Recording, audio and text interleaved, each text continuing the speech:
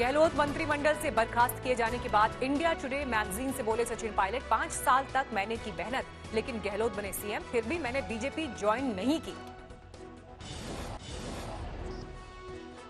सचिन पायलट ने कहा, सत्ता में आने के बाद गहलोत ने कुछ नहीं किया। सचिन बोले, अभी भी कांग्रेसी हूं, बीजेपी में शामिल नहीं हुआ।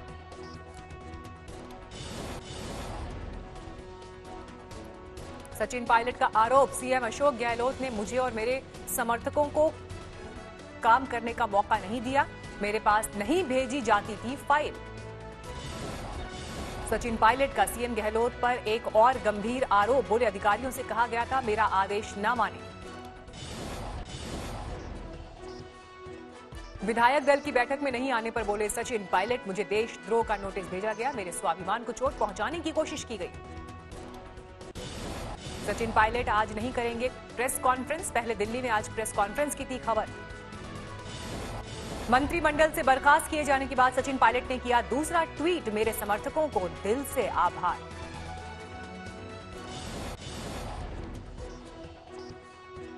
जयपुर में गहलोत कैबिनेट की बैठक, सीएम आवास पर एकत्र हुए कांग्रेसी विधायक। कैबिनेट की बैठक के बाद मंत्री परिषद की भी मीटिंग, सभी मंत्री होंगे शामिल। अशोक गहलोत ने फिर ट्वीट कर बीजेपी पर किया तंज, लिखा खुले खेल में वो लोग मात खा गए।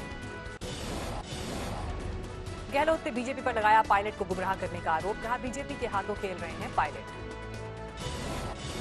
प्रदेश कांग्रेस के अध्यक्ष जो हमारे पहले थे पायलट साहब, उनके हाथों कुछ नहीं वहाँ पर, वो तो खुद ही वहाँ पे पूरी कुनबा जो है वो बीजेपी के हाथों में खेल रहे हैं।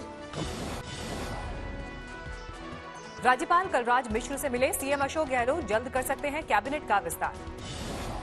सचिन पायलट के लिए बीजेपी ने खोले दरवाजे, सांसद ओम प्रकाश माथुर का बयान, अगर बीजेपी की विचारधारा स्वीकार तो पायलट का बीजेपी में स्वागत। गहलोत सरकार को समर्थन दे रही बीटीपी के विधायक ने जारी किया वीडियो, कहा होटल में बनाया गया बंधक। भारत और चीन के बीच 14 घंटे तक चली सैन्य वार्ता, गलवान घाटी में तनाव दूर करने की कोशिशें।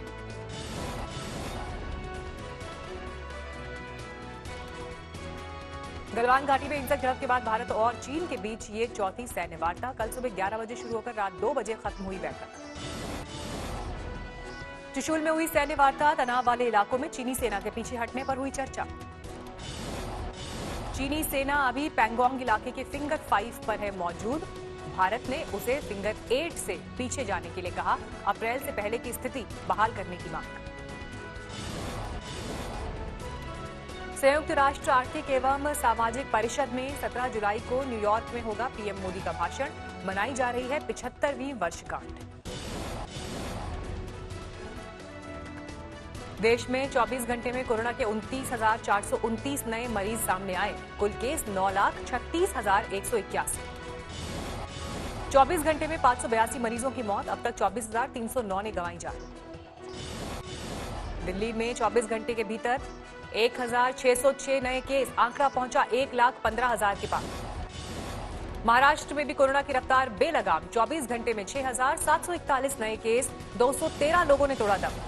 मुंबई में कोरोना केस की संख्या 95,000 के पार, करीब 5,500 लोगों की हो चुकी है मौत। भगवान राम को नेपाल का बताने वाले पीएम ओली के बयान को लेकर नेपाल के विदेश मंत्रालय की सफाई, कहा किसी की भावना को आहत करने की मंशा नहीं। ओली के बयान पर यूपी के डिप्टी सीएम ने जताई नाराजगी, कहा माफी मांगे ओली। नेपाल के लोगों में भी दिखा पीएम ओली के बयान को लेकर गुस्सा, दिल्ली में नेपाल एम्बेसी के बाहर प्रदर्शन। भगवान राम को लेकर दिए गए बयान पर नेपाल के पीएम के खिलाफ गुस्सा, जनकपुर में फूंका गया पुतला। नेपाली पीएम के खिलाफ छतरपुर में नेपालियों ने बनाई मानव श्रृंखला, राम को लेकर दिए बयान से खफा। विश्व युवा कौशल दिवस पर आज 11 बजे होगा पीएम मोदी का संबोधन, स्किल इंडिया मिशन की 5वीं वर्षगांठ। असम के धुबरी में बाढ़ में बहा पुल, 200 से ज्यादा गांव जलमग्न। आरा में तेजी से बढ़ रहा है गंगा का जलस्तर, सैकड़ों बीघा खेत हुए जलमग्न। कैमूर में तेज बारिश से कई स्थानीय नदियों में उफान, हजारों हेक्टेयर में धान की फसल बर्बाद। दरभंगा में खतरे के स्तर से ऊपर पहुंचा कमला नदी का पानी, 5 पंचायतों में बाढ़ का खतरा।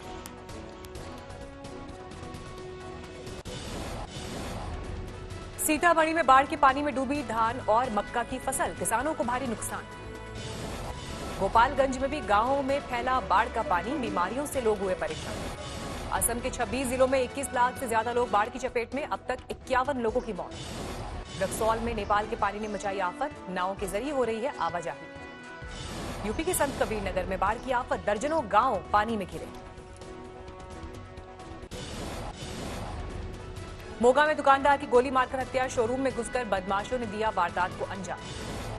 चित्रकूट में लोहे का बॉक्स उधार न देने पर युवक की पिटाई, अस्पताल में मौत। अलीराजपुर में पत्थरों से कुचलकर युवक की हत्या, जमीन विवाद को लेकर ली जान। ओडिशा में रेप के आरोप में पुलिस का ड्राइवर गिरफ्तार, भागने की कोशिश के दौरान ट्रक ने कुचला। मदुरै में बैल ने गाय ले जा रही गाड़ी का 1 किलोमीटर तक किया पीछा, 7 पली बढ़ी गाय की जुदाई को नहीं कर पाया बर्दाश्त। ग्रेटर नोएडा में दबंगों ने टोल प्लाजा पर टोल कर्मचारी को बुरी तरह पीटा, टोल की मांग पर की मारपीट।